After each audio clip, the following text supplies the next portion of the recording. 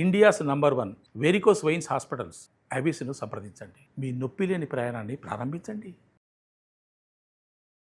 నమస్తే వనిజ గారు. నమస్తే అండి.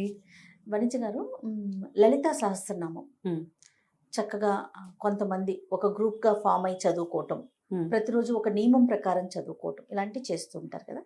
లలిత చదవటం వల్ల వచ్చే ప్రయోజనాలు ఏంటి? వీటికి చదివేటప్పుడు అంటే లలితా సహస్రనామాలు చదివేటప్పుడు ప్రత్యేకమైన నియమాలు ఏమన్నా పాటించాలంటారా?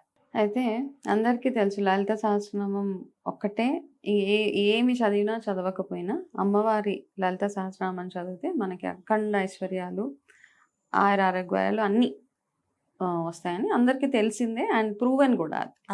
ఓకే, అయితే ఏమవుతుందంటేనండి, ఇప్పుడు ఎట్లా అయిపోయిందంటే మీరు అన్నారు గ్రూప్గా ఫామ్ అయ్యి చదువుతూ ఉంటారు. సో అది చాలా బాగుంటుంది. అట్లా అన్నిసార్లు చదివితే ఏమంటారంటే, ఇట్లాంటి కంబైన్డ్గా చదివితే ఎనర్జీ ఫ్రీక్వెన్సీస్ ఏవైతే ఉంటాయో దానివల్ల ఏమవుతుందంటే మన చుట్టూరు ఉన్న ఆరా ఎన్హాన్స్ అయ్యి నెగటివ్ ఎనర్జీస్ ఏవైతే ఉంటాయో అవన్నీ ఫస్ట్ వెళ్ళిపోతాయి. మంచి విషయం అది అన్నమాట. అందుకనే చూడండి, సామూహికంగా చేస్తే ఏవున్నా కానీ మీరు ఇస్కాన్ టెంపుల్స్కి వెళ్ళిన భజనలకి వాటికి మనం అందులో ఇంకా తన్మయత్వం అనమాట.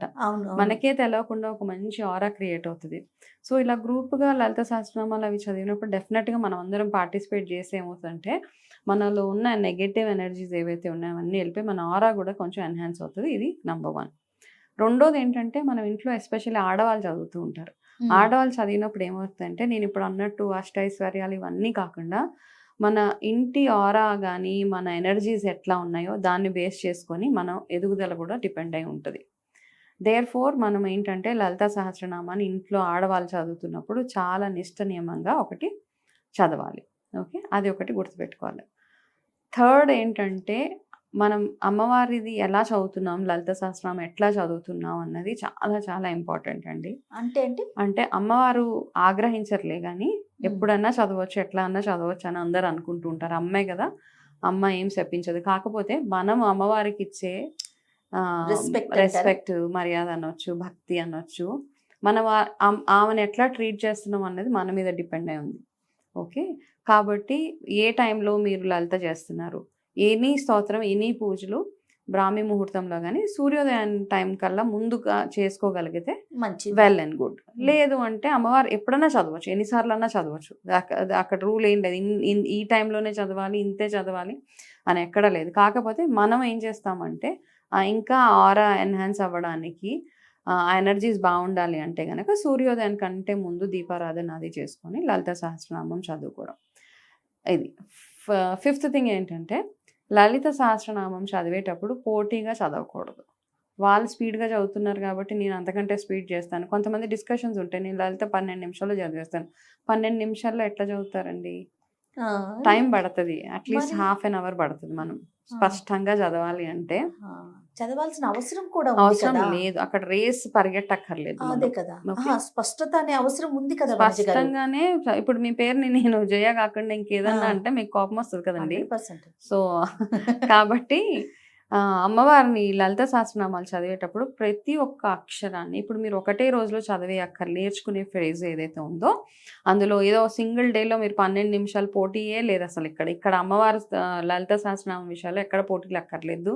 వాళ్ళకంటే నేను బాగా చదువుతాను, వాళ్ళకంటే నేను బెటర్, అట్లాంటివన్నీ ఫస్ట్ మైండ్లో నుంచి తీసేసి మీకోసం మీరు చదువుతూ అర్థం చేసుకొని చదువుతూ ఉంటే గనక మనకి అందులో నుంచి ఎట్లా అంటేనండి, మనకి ఒకలాగా కౌన్సిలింగ్ అయిపోతుంది అనమాట. ఇవన్నీ చదువుతున్నప్పుడు మనం రామాయణ మహాభారతాలు ఇవన్నీ చదివినా మనకి పర్సనాలిటీ డెవలప్మెంట్ అవుతుంది. అలాగే లలిత సహస్రనామం అవి చదివినప్పుడు మనకి స్పష్టత ఏర్పడుతుంది, మనకు ఒకటి క్లారిటీ వస్తుంది మైండ్. అండ్ రెగ్యులర్గా చదివే వాళ్ళు ఉపాసన ఎవరైతే చేస్తారో వాళ్ళని చూస్తే కూడా ఒకలాంటి కంపోజ్డ్గా ఉంటారు. వాళ్ళని చూడగానే ఒక మంచి ఫీలింగ్ మనకు వస్తుంది. తెలిసినా తెలవకపోయినా నవ్వాలనిపిస్తుంది. ఇట్లాంటివన్నీ ఆ ఫీలింగ్స్ ఉంటాయన్నమాట. కాబట్టి ఈ ఎస్పెషలీ జాబ్స్ చేసేవాళ్ళు, కార్పొరేట్స్ వర్క్ చేసే వాళ్ళకి కూడా ఉంటుంది, నేను చెయ్యాలి లలిత సహస్రనామాలు చేయాలి. కానీ ఈ ఆఫీస్ షెడ్యూల్ బిజీ వల్ల ఈ స్పీడ్ అంతా అల్లే అనమాట. 12 నిమిషాలు ఇంట్లో ఉన్న హౌస్ అంటే టైం ఉన్న వాళ్ళు అట్లా చేయరు. ఈ పరిగెట్టే ప్రాసెస్ లో పాపం చదవాలి. ఎట్లా అయిపోతుంది అంటే మంచి గారు, చాలా మందిని వింటూ ఉంటాను, లలిత చేసేయాలి అని ఒక నియమం పెట్టుకుంటారు. అది మనం ఎంత స్పష్టంగా చేస్తున్నాం, మనం చదివేది మనకి ఎంతవరకు తెలుస్తోంది కాదు.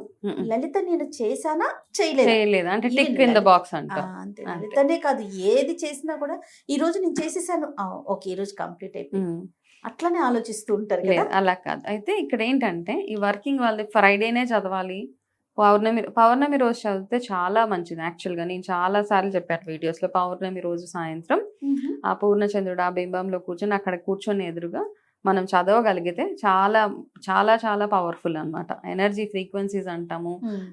ఈ స్పిరిచువల్ వర్క్స్ ఎవరైతే చేస్తారో, ఇప్పుడు నేను చేసే టారో కానీ క్రిస్టల్ హీలింగ్స్ అవన్నీ అక్కడ పెట్టుకొని నాకు అవకాశం ఉంది కాబట్టి అట్లా చేసుకుంటాను. ఒక వెండి ప్లేట్లో కొంచెం ఆవు పాలు పోసి అక్కడ ఎదురుగుండా పెట్టి, చంద్రబింబంలో ఎదురుగుండా పెట్టి, ఆ లైట్లో, ఆ మూన్ లైట్లో కూర్చొని లలిత సహస్రనామం ఇవన్నీ ఎనర్జైజ్ చేసుకుంటాం. ఆప్షన్ లేని వాళ్ళు కూడా చిన్న ఈ దేవుడి గదిలో ఇట్లా చేసేసుకోవచ్చు మనం.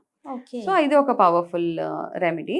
అట్లా చేస్తూ ఏంటంటే ఈ స్పీడ్ కాకుండా మీరు ఏం చేస్తారంటే, ఎవరైతే స్టార్టింగ్ ఫస్ట్ స్టెప్స్, ఇందులో కూడా మనం బేబీ స్టెప్స్ అనమాట, చిన్న చిన్నగా ఫస్ట్ ఒకటే లైన్ చదవండి, దాంట్లో స్పష్టత వచ్చిన తర్వాత సెకండ్ లైన్కి వెళ్ళండి. మీకు ఒక 2 నెలలు పడుతుంది ఫుల్ నేర్చుకోవడానికి. ఫస్ట్ లైన్ ఫుల్ స్పష్టంగా ఎక్కడ వత్తులు, ఉచ్చారణ ఎట్లా చేయాలి అవన్నీ నేర్చుకున్న తర్వాత సెకండ్, థర్డ్, ఫోర్త్ లైన్ అట్లా ఒక్కొక్కటి వింటూ నేర్చుకోండి. మనకి చాలా మంది గురువులు ఉన్నారు యూట్యూబ్స్లో, వాటిలలో చాలా మంది చాలా బాగా చెప్తారు. చెప్తే వాళ్ళ దగ్గర నుంచి నేర్చుకుని వినండి వాళ్ళు ఎట్లా ఉచ్చారణ చేస్తున్నారు, అండ్ మీనింగ్స్ కూడా ఒక్కొక్క దానికి ఏంటి అర్థాలు అన్నీ చెప్తా ఉన్నారు. సో అవన్నీ తెలుసుకుని, అర్థం తెలుసుకొని చదివితే ఇంకా బాగుంటుంది మనకి.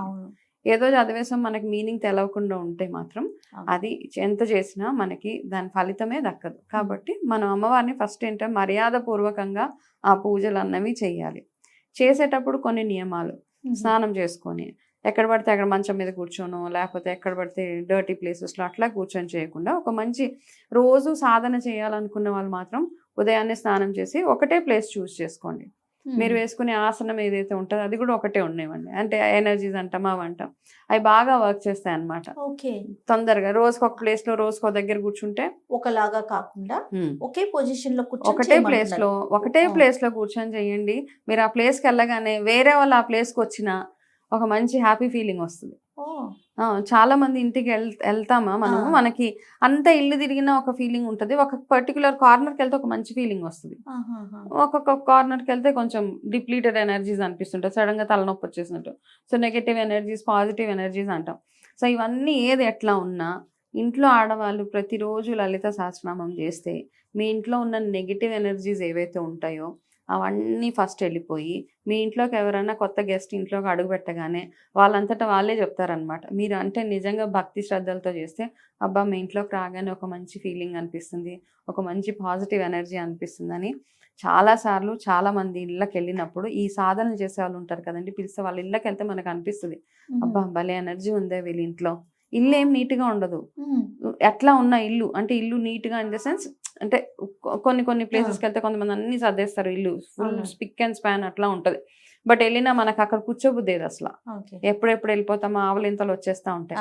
బట్ లలిత అమ్మవారి అనుగ్రహం ఉన్న వాళ్ళ ఇంటికి వెళ్తే మాత్రం ఒక పాజిటివ్ ఎనర్జీ, అక్కడ కూర్చుంటే మళ్ళీ మనకి ఇంటికి కూడా వెళ్ళబుద్దేయదు, అంత పాజిటివ్ ఎనర్జీ ఉంది. కాబట్టి చదివేటప్పుడు ఫస్ట్ నేర్చుకొని శ్రద్ధగా అన్ని ఒక్కొక్క ఏంటి అర్థం ఏంటి అని తెలుసుకొని చేస్తే ఎక్సలెంట్గా ఉంటుంది. చేయకూడని సందర్భం ఏమన్నా ఉంటుందండి, లలిత ఈ రోజు చదువుకోకూడదు, ఇలా ఈ టైంలో చదవద్దు అని అలాంటివి ఏమన్నా ఉన్నాయి? అంటే జనరల్గా మనకు ఆడవాళ్ళకి పీరియడ్స్ అవి వచ్చినప్పుడు, ఇంట్లో ఏమైనా బ్యాడ్ న్యూస్ అట్లా వచ్చినప్పుడు కొంచెం మనమే చదవకుండా ఉంటే అమ్మవారిని తలుచుకొని ఈ కష్టం నుంచి నన్ను బయట పాడే తల్లి అనుకోవడం, కొన్ని రోజులు ఆ బ్రేక్ ఇస్తే సరిపోతుందండి. మామూలుగా అంటే మనకి సుష్టి వచ్చినప్పుడు మనమే అవాయిడ్ చేయాలి, మనకు తెలుసు కాబట్టి మనం అవాయిడ్ చేస్తే సరిపోతుంది తప్పిస్తే. అండ్ ఎట్లాంటి ప్లేస్లో చదువుతున్నాం, కొన్ని ప్లేసెస్కి వెళ్తాం చాలా ఉంటుంది. కొంతమంది ఏంటంటే ఏ హోటల్స్కి రెస్టారెంట్స్కి వెళ్ళిపోయేసి అక్కడ వాళ్ళకి ఆ రోజుకి ఆ కోట టిక్ ఇన్ ద బాక్స్ అవ్వలేదని ఎక్కడో ఒక మూల కూర్చొని చదివేస్తూ ఉంటారు. సో అట్లాంటివన్నీ అవాయిడ్ చేస్తేనే బెటర్ మనకి. ఓకే, అదే మీరు ఫస్ట్ చెప్పారు కదా, ఒక స్పెసిఫిక్ ప్లేస్ పెట్టుకొని అక్కడ ఒక ఆసనంలో కూర్చొని.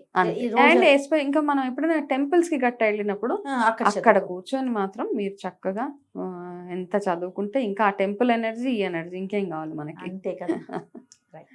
నమస్తే. నమస్తే అండి.